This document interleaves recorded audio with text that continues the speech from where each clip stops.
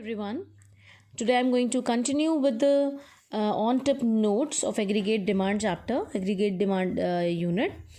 Let's start with the propensity to save because कल हम लोगों ने MPC तक कर लिया था. Saving function से करना है. What is saving function here? Saving function is the functional relationship between saving and income. जो income और saving के बीच में हमारा relationship होता है, functional relationship, वो show करता है saving function. Saving function की equation क्या होती है? S is equal to S bar plus by. Now what is this S bar? S bar is autonomous savings. Autonomous saving means this savings जो हम लोग करते हैं when income is zero. Income zero है और हम लोग कंजम्पशन जो भी हमारा मिनिमम कंजम्पशन रहता है at zero level of income हम सेविंग से निकालते हैं. So this is S bar.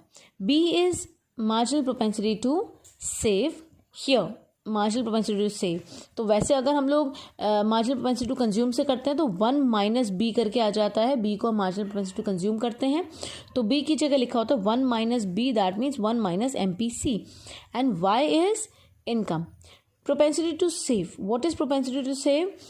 It is a schedule showing the amount that will be saved at different levels of income. कितनी इनकम पे हम कितनी सेविंग करेंगे, that is propensity to save. क्या हमारी टेंडेंसी है सेव करने की, कितनी इनकम पे कितना सेव करते हैं. It is of two types, APS and MPS. APS is savings upon Y. MPS is change in saving upon change in income. Now let's come to investment function. What is investment function? It is a function of rate of interest and marginal efficiency of investment. कितना हमें rate of interest मिल रहा है या हम पे कर रहे हैं, और marginal efficiency of investment का मतलब investment हमें return कितना कर रहा है, right? कितना हम दे रहे हैं rate of interest और हमें कितना rate of interest मिल रहा है, ये है investment function. Induced investment is the investment which is done for profit motive. जैसे जैसे प्रॉफिट बढ़ता जाएगा इंड्यूस्ड इन्वेस्टमेंट बढ़ती जाएगी. And autonomous investment is the level of income that always remains constant. That means it does not increases with the increase in the level of income.